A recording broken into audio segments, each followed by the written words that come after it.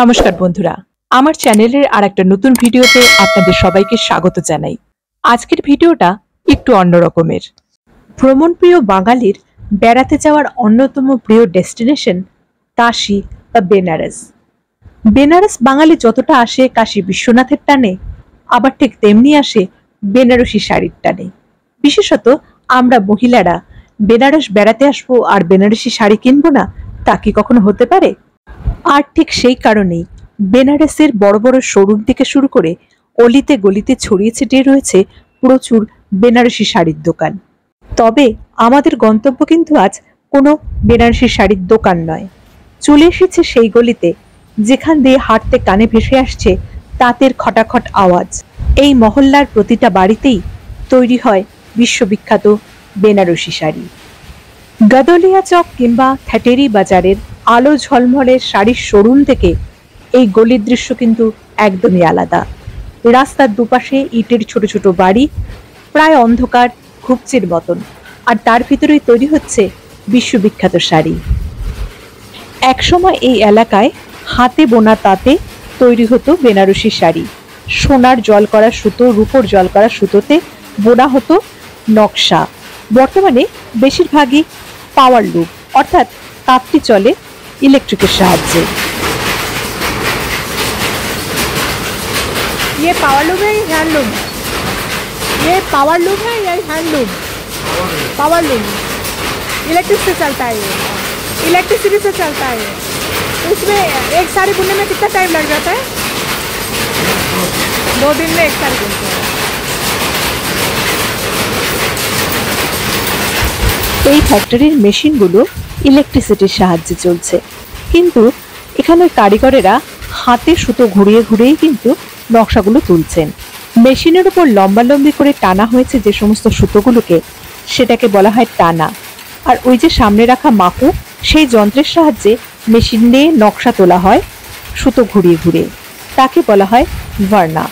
আর এই যে এটা পুরোপুরি হ্যান্ডলুম, এটা ইলেকট্রিসিটিতে চলে না, এটাকে হাতের সাহায্যে এবং পায়ের সাহায্যে চালাতে হয়।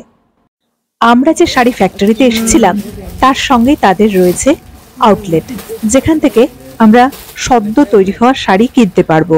চলে এসেছি কিছু শাড়ি দেখার জন্য সেখানেই। মোটামুটি 500 টাকা থেকে শুরু করে 50,000 টাকা পর্যন্ত দামের শাড়িও এরা দেখিয়ে দিল আমাদেরকে।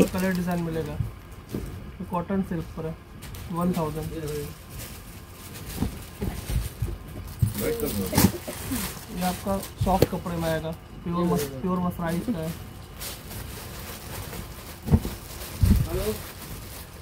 1200 रॉ सिल्क।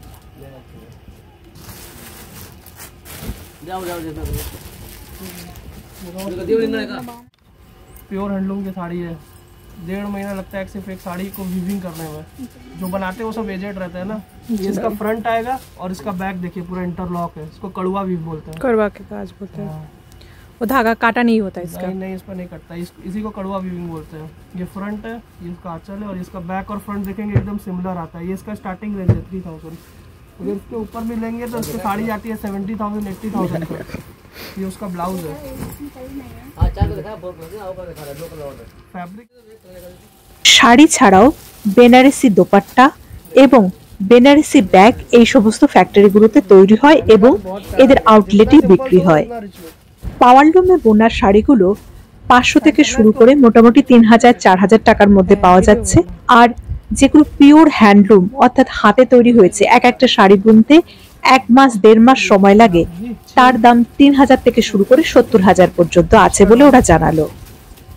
একটু আগেই যেমন বলছিলাম, এই পুরো মহল্লাটাতেই প্রতিটা বাড়িতেই আছে শাড়ির ফ্যাক্টরি। আর এই বেনারসি শাড়ি যারা বোনেন সেই শিল্পীরা সবাই কিন্তু ইসলাম ধর্মাবলম্বী। তো আগের ফ্যাক্টরি থেকে বেরিয়ে আমরা মহল্লার আরো ভেতর দিকে চলে গেলাম। আর এবার আমাদের যে ফ্যাক্টরিটা গন্তব্য, সেটা একটা অন্যতম বিখ্যাত ফ্যাক্টরি, এজে সিল্ক প্যালেস। আরিফ ভাইয়ের এজে সিল্ক প্যালেস দীর্ঘ 100 বছর ধরে সুনামের সঙ্গে ব্যবসা করে চলেছে। আর এদের তৈরি শাড়ি বলিউডের বিভিন্ন বড় বড় ডিজাইনারদের কাছেও ম্যাটেরিয়াল হিসেবে যায়। আমরা বাঙালিরা বেনারসি শাড়ি বলতে সাধারণত সিল্কের ওপর জরির কাজ করা বিয়েতে পরা শাড়িকেই বুঝি, কিন্তু আরিফ ভাইয়ের সাথে কথা বলে বুঝলাম বেনারসে বোনা সব শাড়ি বেনারসি শাড়ি।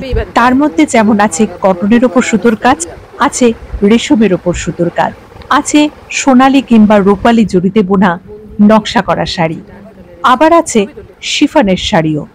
সবই বেনারসি শাড়ি। এখন আমাদের যে শাড়িগুলো দেখানো হচ্ছে সেগুলো সিল্কের ওপর সোনালী জরিতে বোনা বেনারসি শাড়ি। প্রত্যেকটা শাড়ি রঙে ডিজাইনে একটা থেকে অন্যটা আলাদা। এ বলে আমায় দেখ, তো ও বলে আমায় দেখ। কোনোটা ছোট বুটি, তো কোনোটা বড় বুটি, কারো চওড়া আঁচল, কারো ছোট, কারো চওড়া পাড়, তো কারো ইঞ্চি পাড়। প্রতিটা শাড়ি একটার থেকে একটা আলাদা রকম সুন্দর।